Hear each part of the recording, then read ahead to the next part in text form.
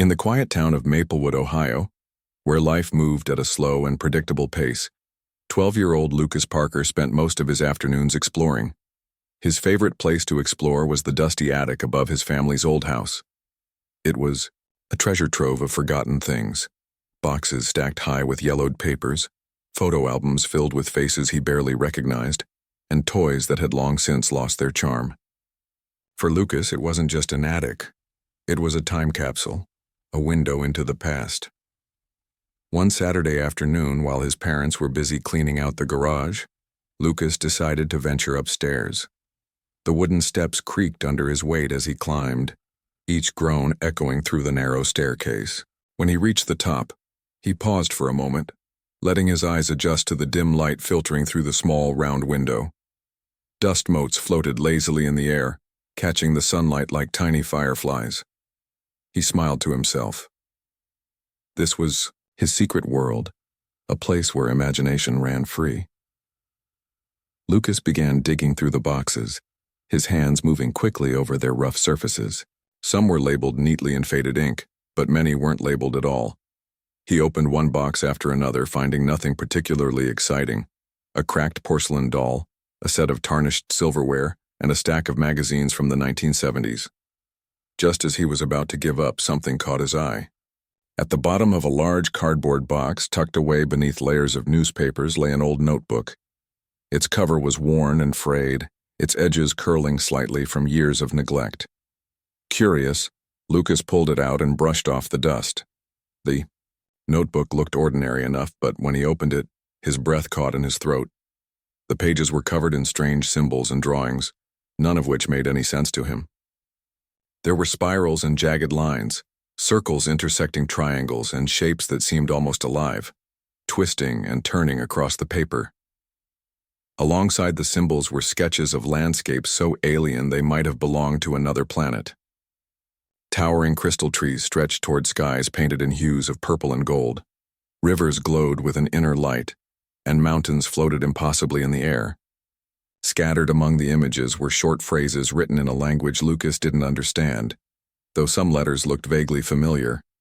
For a moment, Lucas simply stared at the pages, his mind racing.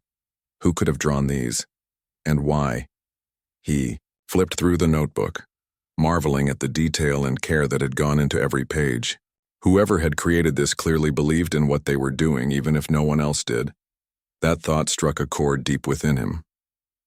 Sometimes Lucas felt the same way, like his own ideas were too weird or silly to matter. But this notebook was proof that creativity could take you places others couldn't even imagine. When Lucas brought the notebook downstairs to show his parents, he expected them to share his excitement. Instead, they laughed. "Oh, that old thing?" his mom said, shaking her head. "Your uncle used to doodle in that when he was your age. He thought he was creating some kind of code or map, but it was just nonsense." His dad chimed in, ruffling Lucas's hair. "Kids always think their scribbles mean something big. Don't worry, you'll grow out of it." Lucas frowned, feeling a mix of disappointment and frustration. They didn't get it. These weren't just random doodles. They were intricate, deliberate, and full of meaning, even if he couldn't yet decipher what that meaning was. Still, he didn't argue. He knew better than to try convincing them otherwise. Instead, he tucked the notebook under his arm and headed back to his room, determined to figure out its secrets on his own. That night, as Lucas sat cross-legged on his bed with the notebook open in front of him, he couldn't stop thinking about the drawings. What was the glowing river supposed to represent? Why did the floating mountains look so real, as if they were waiting to be discovered? And those symbols, what language were they written in? He traced one of the patterns with his finger, feeling a strange warmth spread through his hand. It was subtle, almost imperceptible, but it sent a shiver down his spine. Suddenly the room seemed to shift. The air grew heavy, charged with an energy that made the hairs on his arms stand up. Before he could react, the symbols on the page began to glow faintly, pulsing with a soft golden light. Lucas gasped, dropping the notebook onto his lap. His heart raced as he watched the glowing symbols lift off the page, hovering in the air like fireflies. Then, without warning, the lights coalesced into a single beam, shooting straight toward the ceiling. A figure emerged from the beam, translucent and shimmering like water. It was a woman, tall and elegant, with luminous skin and hair that flowed as though underwater. Her eyes locked onto Lucas's, and though she said nothing, he felt her presence as strongly as if she were standing right next to him. She raised a hand, pointing at the notebook still resting on his legs. Then, just as suddenly as she had appeared, she vanished, leaving behind only silence. Lucas sat frozen, his mind struggling to process what had just happened. Was it real? Had he imagined it? Slowly, he picked up the notebook again, examining the symbols more closely. They looked exactly the same as before, except now they seemed to hum with a quiet energy. Whatever this notebook was, it wasn't nonsense. It was important, more important than anything else in his life. Over the next few days, Lucas became obsessed with unraveling the mystery. He stayed up late into the night, sketching copies of the symbols and trying to piece together their patterns. He scoured books and websites for clues, comparing the designs to ancient alphabets and mathematical formulas. Nothing matched perfectly, but certain elements resonated with him, as if they were fragments of a larger puzzle waiting to be solved. At school, Lucas found it hard to concentrate. During math class, he doodled the symbols in the margins of his notebook instead of solving equations. In art class, he sketched the alien landscapes, adding details from memory. His teacher, Mrs. Collins, noticed his distraction and pulled him aside after class one day. "You've got a vivid imagination, Lucas," she said kindly, "but don't let it distract you from your studies. Those drawings are impressive, but they won't help you pass your tests." Lucas nodded, though he didn't agree. To him, the notebook wasn't just a distraction, it was a gateway to something extraordinary. He couldn't explain it, not even to himself. But he knew deep down that the answers lay somewhere beyond the symbols. All he had to do was keep searching. By the end of the week, Lucas realized he couldn't solve the mystery alone. He needed someone who shared his curiosity, someone who wouldn't dismiss his ideas as childish fantasies.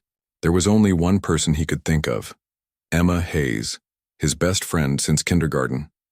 Emma was smart, resourceful, and always up for an adventure. If anyone would believe him and help him make sense of the notebook, it was her. On Saturday morning, Lucas biked over to Emma's house, clutching the notebook tightly in his backpack. When she answered the door, he could barely contain his excitement. "Emma, you won't believe what I found," he blurted out. She raised an eyebrow, intrigued but skeptical. "What is it this time? Another conspiracy theory?" "No, seriously," Lucas insisted. Well, you'll see." He pulled out the notebook and handed it to her. Emma flipped through the pages, her expression shifting from amusement to fascination. "Where did you get this?" she asked, her voice tinged with awe. "It looks like something out of a sci-fi movie." "That's the thing," Lucas replied. "I don't know where it came from, but I think it's a map, or maybe a code, and last night I saw—" He hesitated, unsure how to describe the glowing symbols and the mysterious woman. "I saw something impossible." Emma studied him for a moment, then grinned. "Okay, I'm in. Let's figure this out together." And just like that, the two friends embarked on a journey neither of them could have anticipated. What started as a simple discovery in a dusty attic was about to change their lives forever. Little did they know, the notebook held secrets far greater than anything they could imagine, and it was only the beginning. Lucas and Emma sat cross-legged on the floor of Lucas's bedroom, the mysterious notebook spread out between them. The afternoon sunlight streamed through the window, casting long shadows across the room. Emma leaned forward, her brow furrowed, as she studied the strange symbols and intricate drawings. "This is wild," she muttered, tracing one of the glowing river sketches with her finger. "It's like someone imagined an entirely different world." Lucas nodded eagerly. "Exactly, and I think these symbols are some kind of map or code. But here's the thing, I saw something last night." He hesitated, unsure how to explain what had happened without sounding crazy. "When I touched the notebook, the symbols, they lit up. And then this woman appeared. She wasn't real. Not exactly. She was more like a ghost or a hologram. She pointed at the notebook, like it was important. Emma stared at him, her eyes. Wait, a woman, are you serious? She tilted her head, clearly skeptical but also intrigued. What did she look like? She was tall, with glowing skin and hair that moved like it was underwater. Her eyes, they felt like they were looking right through me. And she didn't say anything, but I could feel her presence. It was intense. Lucas paused, waiting for Emma to laugh or tell him he was imagining things. But instead, she just frowned thoughtfully. Okay, she said finally. Let's say I believe you. What do you think it means? Do you think she's from wherever this place is? She gestured toward the alien landscapes in the notebook. And why would she show herself to you? I don't know, Lucas admitted. But I think it has something to do with the notebook. Maybe it's a message or instructions or, I don't know, a warning? We need to figure it out. Emma tapped her chin, her mind already racing. If it's a code, we should try to break it. Maybe the symbols correspond to letters or numbers. Or maybe they're coordinates, like on a map. She glanced at Lucas. Do you have any idea where to start? Lucas shook his head. Not really. I've been looking at it all week, but nothing makes sense. That's why I needed your help. You're better at puzzles than I am. Emma grinned. True. All right, let's start by cataloging everything. We'll write down all the symbols and see if there's a pattern. If we can find even a tiny clue, it might lead us somewhere.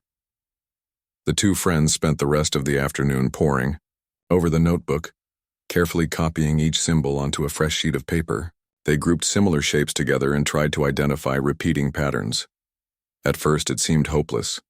There were dozens of symbols, and none of them matched anything they'd ever seen before. But as they worked, Emma noticed something interesting. Look at this, she said, pointing to a cluster of symbols. These three shapes keep showing up together. Maybe they're connected somehow. Lucas squinted at the page. You're right. They're always in the same order, too. Do you think it's a sequence? Could be, Emma replied. Or maybe it's part of a larger system, like math or music. Let's keep going. As the hours passed, their excitement grew.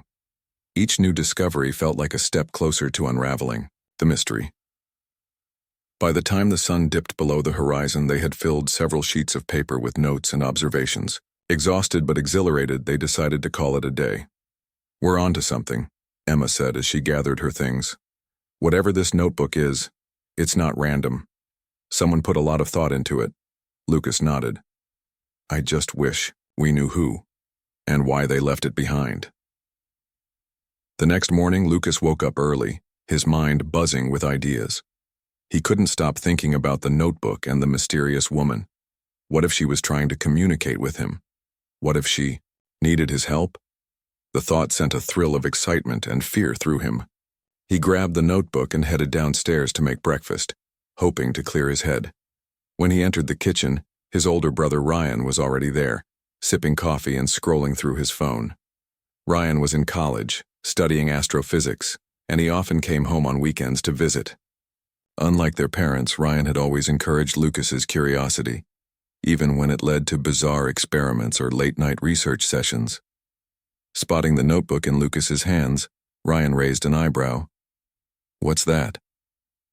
It's a project I'm working on, Lucas said cautiously. He wasn't sure how much to tell Ryan. His brother was smart, but he was also practical.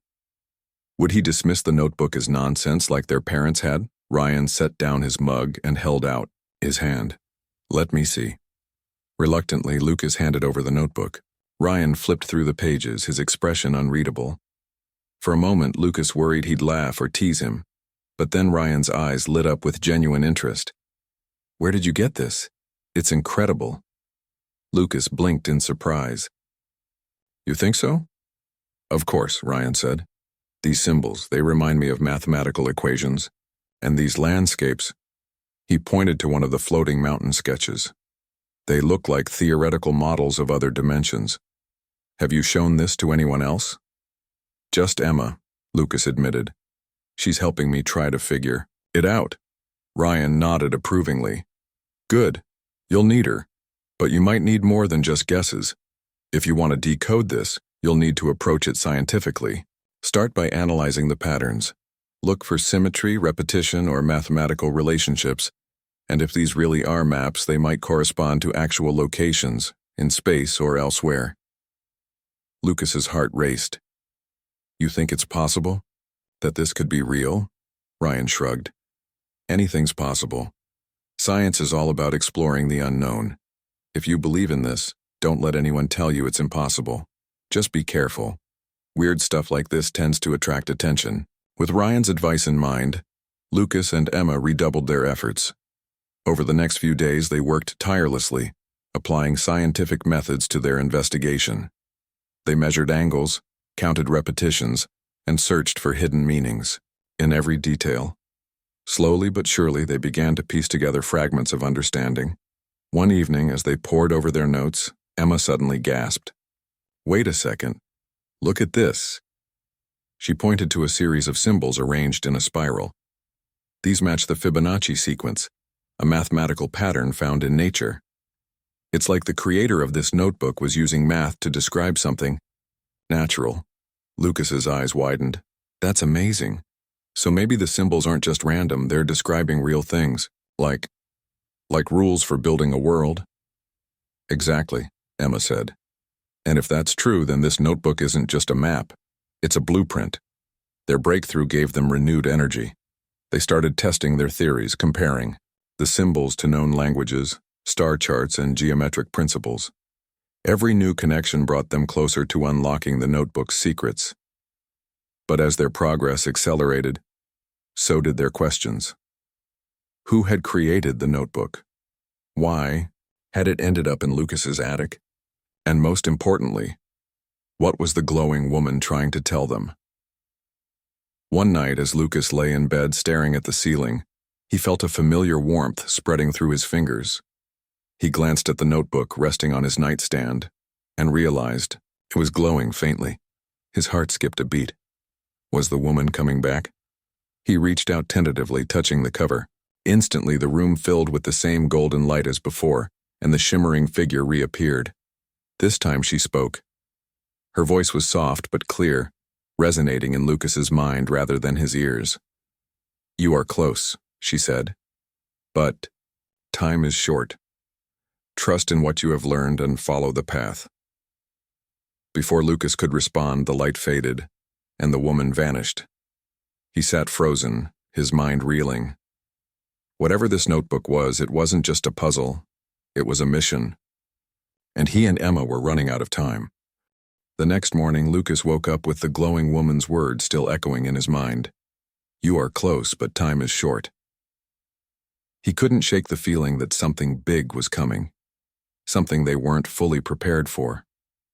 Whatever the notebook was leading them toward, it wasn't just a game or a school project anymore. It felt like a responsibility, one he didn't entirely understand yet. When Emma arrived at his house later that day, Lucas wasted no time sharing what had happened. She came back last night, he said, pacing nervously across the room. And she told me we're running out of time. I don't know what that means, but it sounded urgent. Emma frowned, her sharp eyes narrowing as she processed his words. Do you think she's warning us about something? Like maybe someone else knows about the notebook? Lucas hesitated. I don't know, but she said to trust what we've learned so far and follow the path. That has to mean something. Well, let's focus on what we do know, Emma replied, pulling out her notes.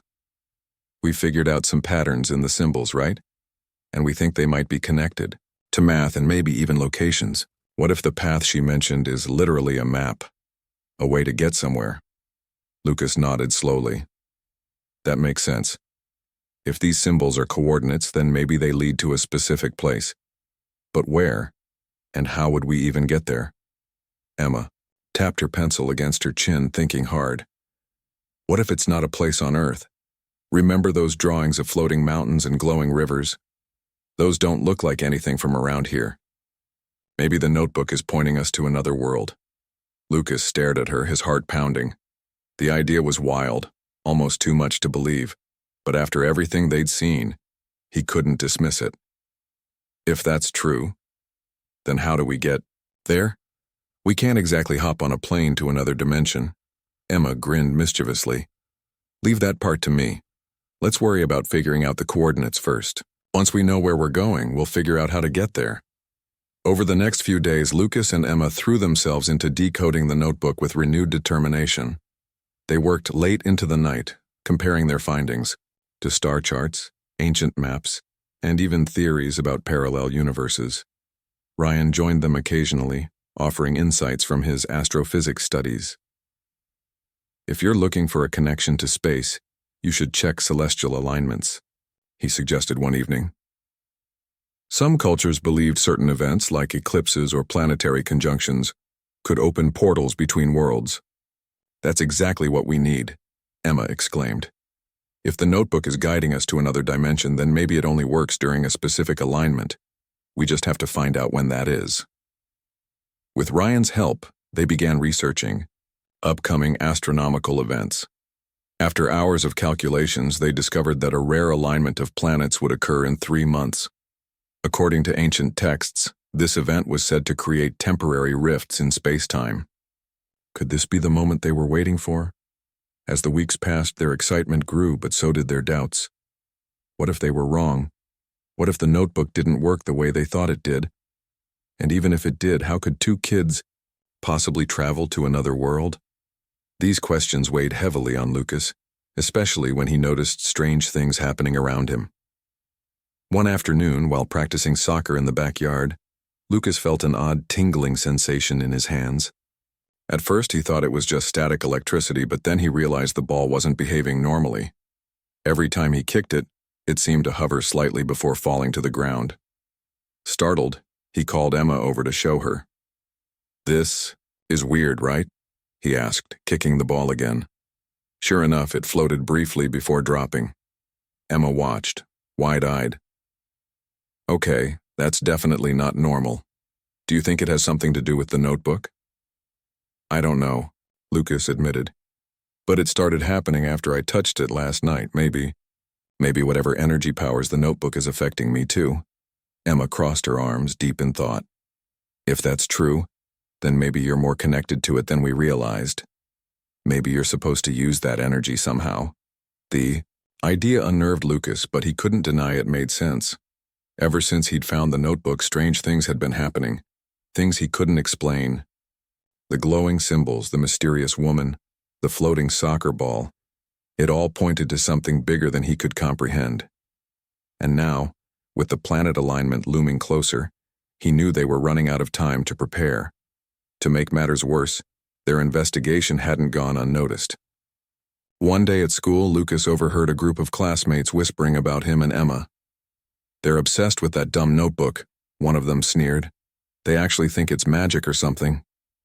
Lucas clenched his fists, trying to ignore the comments. He wanted to defend himself, to tell them they were wrong, but how could he explain something he barely understood himself? When he told Emma about it later, she shrugged it off. "Let them talk. They don't get it. This isn't about being cool or popular. It's about doing what's right." But the skepticism didn't stop there. Even Lucas's parents began to notice his distraction. "You've been spending a lot of time in your room lately," his mom said one evening. "Is everything okay?" "I'm fine," Lucas replied quickly. "Just working on a project." His dad raised an eyebrow. "A project? You mean that old notebook again?" "Don't forget about your schoolwork, Lucas. You can't afford to fall behind." Lucas nodded, biting back a retort. He wanted to tell them the truth, that the notebook was more important than any homework assignment, but he knew they wouldn't understand. Instead, he promised to focus more on his studies, even though his mind kept drifting back to the symbols and the glowing woman. Despite the challenges, Lucas and Emma refused to give up. With each new discovery, they grew more confident in their mission. By the time the planet alignment drew near, they had pieced together most of the notebook's secrets. The symbols weren't just random, they formed a complex code that described both a location and a process. Using Ryan's knowledge of physics, they theorized that the notebook contained instructions for creating a portal, a doorway between dimensions. But building a portal was easier said than done. They needed equipment, resources, and a safe place to test their theory. That's when Ryan stepped in again. "I've been tinkering with an idea," he said one night, pulling out a sketch pad. "What if we built a machine based on quantum entanglement principles? It wouldn't be perfect, but it might be enough to open a small rift." Lucas and Emma exchanged excited glances. "Can you really do that?" Lucas asked. Ryan grinned. "I can try, but I'll need your help, and a lot of scrap parts. Oh, and somewhere private to set it up." They decided to use the old power plant on the outskirts of town. Abandoned for years, it was the perfect spot for their experiment. Over the next few weeks, they scavenged materials from junkyards and hardware stores, piecing together a crude but functional device. The machine looked like something out of a sci-fi movie, a jumble of wires, circuits, and blinking lights. But it was their best chance at making the impossible possible. Finally, the night of the planet alignment arrived. Lucas, Emma, and Ryan gathered at the power plant, their hearts racing with anticipation. The air buzzed with electricity as they powered up the machine. Sparks flew, and the ground trembled beneath their feet. For a brief, terrifying moment, nothing happened. Then, with a deafening crackle, a swirling vortex appeared in front of them, a shimmering gateway unlike anything they'd ever seen. Lucas stared at the portal, his breath catching in his throat. This was it, the moment they'd been working toward. Beyond the swirling colors lay the unknown, a world waiting to be explored. But as he took a step forward, Emma grabbed his arm. "Are you sure about this?" she whispered. "Once we go through, there's no turning back." Lucas hesitated, glancing at the notebook clutched tightly in his hand. He thought about the glowing woman, the alien landscapes, and the countless hours they'd spent unraveling the mystery. He didn't know what awaited them on the other side, but one thing was certain. They couldn't turn back now. "We have to trust the path," he said firmly. "It's what she told us to do." Taking a deep breath, Lucas stepped through the portal, with Emma and Ryan close behind. As the world dissolved into a kaleidoscope of light and sound, he felt a surge of hope and fear. Whatever lay ahead, they were ready to face it together. Stepping through the portal felt like falling into a dream. The world around Lucas, Emma, and Ryan dissolved into a blur of colors and sensations. Shimmering lights danced across their vision, while a low hum vibrated through their bodies. For a moment, they felt weightless, as if they were floating in an endless void. Then, just as suddenly as it had begun, everything snapped into focus. They found themselves standing on soft, glowing grass that pulsed faintly with a warm, golden light. Above them stretched a sky unlike anything they'd ever seen. Two suns hung side by side, casting overlapping rays of orange and pink. Strange plants with crystalline leaves swayed gently in the breeze, and rivers of liquid light wound their way through the landscape, humming softly as if alive. It was breathtaking, otherworldly, and utterly alien. Lucas blinked, trying to take it all in. "Is this real?" he whispered, his voice barely audible over the gentle hum of the environment. Emma stepped forward, her eyes wide with wonder. "It has to be. Look at this place, it's exactly like the drawings in the notebook." Ryan adjusted his glasses, scanning the horizon skeptically. "This is impossible," he muttered. "But here we are. Either we've gone completely insane or science just got a whole lot weirder." Before anyone could respond, a familiar figure appeared before them, the glowing woman from Lucas's visions. She looked even more radiant now, her translucent form shimmering like sunlight on water. Her presence filled the air with a sense of calm, but there was urgency in her expression. "You have arrived," she said, her voice resonating softly in their minds. "The time for preparation is over. Your journey begins now." Lucas took a hesitant step forward. "Who are you, and why did you bring us here?" Her gaze softened, and for a moment, she seemed almost sad. "My name is Ilara. I am, or was, a guardian of this world, known as Vela. Long ago, our civilization thrived here, building cities among the stars and forging connections between dimensions. But greed and war destroyed everything. Our people scattered, and the rifts connecting our worlds began to collapse. She gestured toward the glowing rivers and crystalline trees. What remains is fragile, a shadow of what once was. Without help, it will fade entirely. That is why I called to you, Lucas. You carry within you the key to restoring balance not only to Vela but to your own world as well. Emma frowned, stepping closer. Wait, if this place is dying, how can we possibly fix it? We're just kids. What can we do that your people couldn't? Ilara smiled faintly. Do not underestimate yourselves. The symbols in the notebook are fragments of a blueprint, a guide to repairing the rifts. They hold knowledge far beyond what your kind has discovered. With your ingenuity and courage, you may yet succeed where others have failed. Ryan crossed, his arms clearly skeptical. Even if we believe you, and that's a big if, how do we even start? This isn't exactly something you learn in school. Ilara nodded. I will guide you. But first you must understand the truth about this world, and yourselves. With that, she motioned for them to follow her. As they walked, she explained the history of Vela. Once it had been a thriving hub of interdimensional travel, where beings from countless worlds gathered to share knowledge and resources. The glowing rivers were conduits of energy, sustaining life across the planet. But when conflict erupted, the rivers became weapons, draining entire regions of their vitality. In the aftermath, the once vibrant ecosystems began to crumble, leaving behind only fragments of their former glory. As they ventured deeper into the alien landscape, Lucas noticed something strange. The symbols from the notebook seemed to appear everywhere, in the patterns etched into tree trunks, in the swirling designs on the ground, even in the constellations above. It was as though the language of the notebook wasn't just a human creation, but part of the fabric of this world itself. This is incredible, Emma murmured, running her fingers over a crystal-like rock embedded with glowing runes. It's like the notebook is speaking to us again. Lucas nodded, feeling a renewed connection to the mysterious artifact. He glanced at Ilara. So, these symbols, they're instructions for fixing the rifts? Yes, Ilara replied. But they are also warnings. Each step you take must be deliberate, or you risk destabilizing the rift further. Already the damage grows worse with every passing cycle. Ryan raised an eyebrow. Cycle? You mean like the planetary alignment back home? Precisely, Ilara said.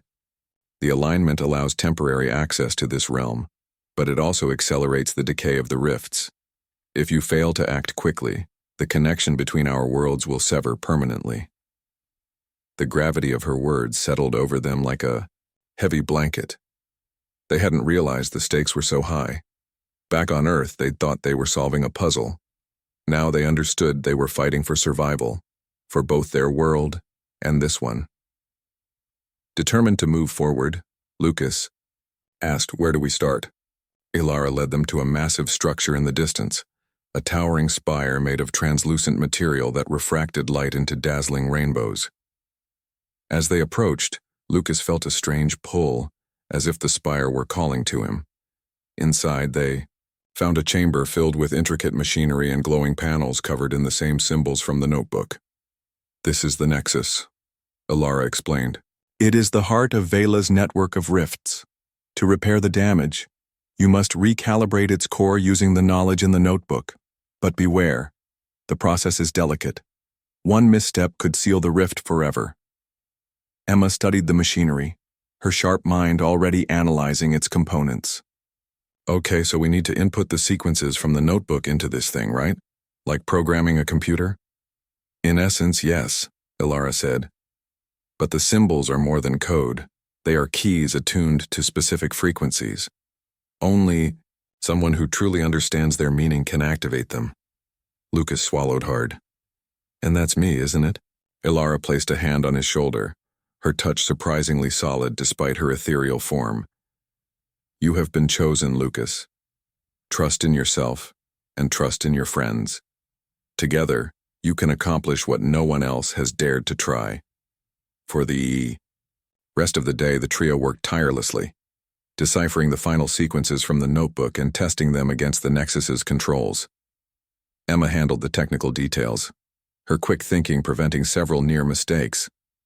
Ryan used his scientific expertise to adapt the machine's mechanisms to match the notebook's instructions. Meanwhile, Lucas focused on activating the symbols, channeling the same energy he'd felt back on Earth.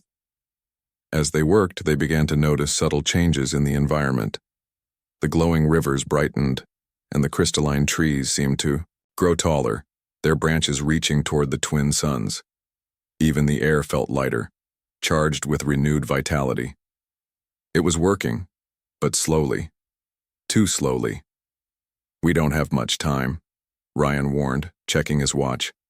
"If the alignment ends before we finish, we'll lose our chance." Lucas gritted his teeth, concentrating harder. Sweat dripped down his face as he traced another sequence onto the glowing panel. This time, instead of lighting up, the panel emitted a loud crackling noise, sending sparks flying. Everyone ducked instinctively. "What happened?" Emma demanded, brushing ash off her sleeve. "I don't know," Lucas exclaimed, panic rising in his chest. "I did everything right." Ilara stepped forward, her expression grim. "The Nexus is resisting. Its systems have grown unstable after years of neglect. We must stabilize it manually, or risk losing control entirely." Without hesitation, Ryan volunteered to climb inside the machine to make the necessary adjustments. Armed with tools scavenged from the power plant, he carefully navigated the labyrinthine interior, guided by Emma's shouted instructions. Outside, Lucas and Emma continued feeding sequences into the Nexus, their movements frantic, but precise. Finally, after what felt like hours, Ryan emerged, covered in sweat and grime. "That should do it," he panted. "Try activating it again." Lucas nodded, taking a deep breath. He pressed his hands against the glowing panel, focusing all his energy on the final sequence. Slowly, the symbols lit up, spreading outward in waves of golden light. The entire chamber trembled as the Nexus roared to life, emitting a sound like 1,000 voices singing in harmony. "It's working," Emma cried, tears streaming down her face. "We did it." But their celebration was short-lived. A sudden rumble shook the ground beneath their feet, and cracks began forming in the walls of the chamber. Ilara's expression turned grave. "The rift is stabilizing, but at a cost. The strain is too great. We must leave now before it collapses." "Leave?" Lucas echoed, stunned. "But what about you? What about Vela?" Ilara smiled sadly. "My duty here is done. The rift will heal and my people may one day return. As for me," she paused, looking at Lucas, "I am bound to this place.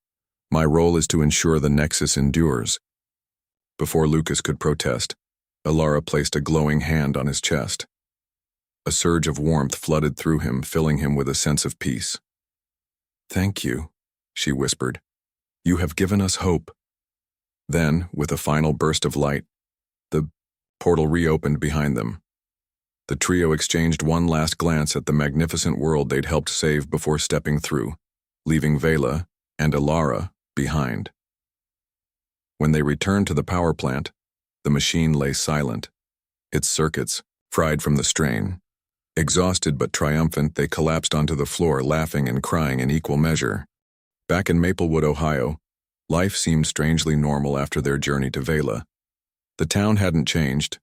Cars still lined the streets, kids played basketball in driveways, and the grocery store was as busy as ever. But for Lucas, Emma, and Ryan, nothing felt the same. They carried a secret that no one else could understand. They had saved an entire world, piecing together fragments of a mysterious notebook and risking everything to repair a dying dimension. Yet, despite their success, they couldn't shake the feeling that their work wasn't finished. The morning after their return, Lucas woke up with a strange sensation buzzing through his body. It wasn't unpleasant. It felt more like a quiet hum, a a reminder of the energy he'd channeled while activating the Nexus. He stared at his hands, half expecting them to glow like they had during the portal's creation. But there was nothing visible, just the faint awareness that something inside him had shifted. Was it Alara's gift? Or was it something else entirely? When Emma arrived at his house later that day, she seemed equally unsettled. "I keep thinking about Vela," she admitted, pacing back and forth in Lucas's room. "What if we didn't fix everything? What if the rift collapses again?" Lucas nodded. "I've been wondering the same thing. And what about Alara? She stayed behind, but is she okay?" Ryan, who had joined them to discuss their next steps, leaned against the wall, arms crossed. "We did what we could with the information we had. The Nexus is stable, for now. But you're right, Emma. There's no guarantee it'll stay that way. If anything happens to the rift, both worlds are in trouble." "So what do we do?" Lucas asked, frustration creeping into his voice. "Just wait around and hope for the best?" "No," Ryan replied firmly. "We prepare. We don't know how long the rift will hold or if there are other threats out there. If we want to protect both Earth and Vela, we need to learn more. That means digging deeper into the notebook, and maybe even building another machine." Emma perked up at the mention of the notebook. "There's still so much we haven't figured out. Maybe the rest of the symbols can tell us how to strengthen the rift or prevent it from collapsing again." With renewed determination, the trio decided to focus on decoding the remaining pages of the notebook. Over the next few days, they pored over its contents, searching for clues. Some of the symbols were familiar, but others remained stubbornly cryptic. Each discovery brought them closer to understanding the full scope of the notebook's power, but also raised new questions. One evening, as they worked late into the night, Emma suddenly gasped. "Look at this." She pointed to a cluster of symbols near the back of the notebook. "These aren't coordinates or instructions, they're warnings." Lucas squinted at the page. "Warnings? About what?" "I'm not sure yet," Emma admitted. "But these patterns are different from the others. They're jagged, chaotic. It's like they're trying to tell us something dangerous is coming." Ryan frowned, leaning in for a closer look. "Dangerous how? Like a natural disaster or something worse?" Before anyone could answer, a loud knock echoed through the house. Startled, Lucas glanced toward the door. His parents rarely interrupted him when he was working, and visitors were rare this late at night. "Who could that be?" he muttered, getting up to investigate. When he opened the door, he found Mrs. Collins, his art teacher, standing on the porch. Her usually cheerful face was pale, her expression tense. "Lucas, I need to talk to you," she said urgently. "It's important." Confused, Lucas stepped aside to let her in. Mrs. Collins followed him into the living room, where Emma and Ryan were still huddled over the notebook. She hesitated when she saw them, then sighed. "I guess I should start from the beginning." She sat down, wringing her hands nervously. "A few weeks ago, I noticed some unusual activity around town. People have been acting strangely, forgetting things, seeing things that aren't there. At first I thought it was stress or exhaustion, but then I started noticing patterns. Weird symbols appearing on walls, glowing lights in the sky. And last night, I saw something I can't explain." "What did you see?" Emma asked. Her curiosity piqued. Mrs. Collins hesitated, clearly struggling to find the words. "It looked like a tear in the air, like reality itself was splitting open. And in the middle of it, I swear I saw shapes, figures moving, watching. When I tried to get closer, it disappeared." Lucas exchanged a glance with Emma and Ryan. Could it be connected to the rift? Had their actions somehow caused instability back on Earth? Did anyone else see it? Ryan asked cautiously. "I don't think so," Mrs. Collins replied. "But I've heard rumors. People talking about strange dreams, sleepwalking, unexplained noises. Something's happening, Lucas. And I think it has something to do with you." Lucas felt a chill run down his spine. He hadn't told anyone outside their group about the notebook or their trip to Vela. How could Mrs. Collins possibly know? "Why do you think it's me?" he asked carefully. She gave him a knowing look. "Because I've seen your drawings, Lucas. Those sketches of alien landscapes. They're too detailed, too real. And now this." She gestured vaguely toward the notebook which lay open on the table. "Whatever you're involved in, it's bigger than all of us, and if you don't figure it out soon, it might already be too late." Her words hung heavy in the air. For a moment, no one spoke. Then Emma broke the silence. "Mrs. Collins, we need your help. But you have to promise not to tell anyone else. This isn't just about us. It's about keeping everyone safe." After a long pause, Mrs. Collins nodded. "All right, but you'd better start explaining." Over the next hour, Lucas, Emma, and Ryan recounted their adventure, leaving out only the most fantastical details. They explained the notebook, the portal, and their mission to save Vela. To their relief, Mrs. Collins listened without judgment, her expression growing more serious with each passing minute. "This changes everything," she said finally. "If what you're saying is true, then we're dealing with forces far beyond human comprehension. But if you're going to stop whatever's coming, you'll need more resources and more allies." She stood up, her demeanor shifting from concern to resolve. "I'll help however I can, but you'll need to move quickly. Whatever's happening, it's spreading faster than you realize." With Mrs. Collins' unexpected support, the group redoubled their efforts. They began gathering supplies, testing theories, and reaching out to trusted adults who might lend a hand. Ryan suggested enlisting his college roommate, Alex, a tech-savvy engineering student who could assist with building a more advanced version of the portal machine. Meanwhile, Emma convinced her older sister, Lily, to help document their findings, creating a secure record in case anything went wrong.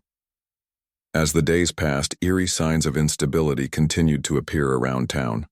Streetlights flickered unpredictably, casting long shadows that seemed to shift on their own. Animals acted strangely, disappearing for hours before reappearing dazed and disoriented. Even the weather grew erratic, with sudden storms rolling in without warning. It was as though the fabric of reality itself was unraveling, and Lucas couldn't shake the feeling that they were running out of time. One night, as he lay in bed staring at the ceiling, Lucas felt the same tingling sensation he'd experienced before. This time, however, it was stronger, almost overwhelming. He reached for the notebook on his nightstand, flipping it open to a blank page. To his astonishment, new symbols began to appear, glowing faintly as if written by an invisible hand. Heart pounding, Lucas grabbed his phone and texted Emma. "Get over here. Something's happening." By the time Emma arrived, the page was filled with unfamiliar markings. Together, they studied the symbols, trying to decipher their meaning. After several tense minutes, Emma gasped. "These aren't warnings. They're instructions. Instructions for sealing the rift permanently." Lucas stared at her, his mind racing. Sealing it? But wouldn't that cut off Vela completely? Maybe, Emma admitted. But if the rift keeps destabilizing, it could destroy both worlds. This might be our only chance to fix it for good. They debated the implications late into the night, weighing the risks and benefits. By morning, they had made their decision. They would attempt to seal the rift, no matter the cost. With Mrs. Collins's guidance and Alex's technical expertise, they began constructing a new device capable of channeling the notebook's energy on a larger scale. The process was grueling, requiring countless hours of trial and error. But slowly, piece by piece, the machine took shape. A sleek, futuristic contraption powered by scavenged parts and fueled by determination. As the final components clicked into place, Lucas felt a surge of hope. They were ready, or as ready as they could be. On the eve of their planned departure, the group gathered at the old power plant for one last briefing.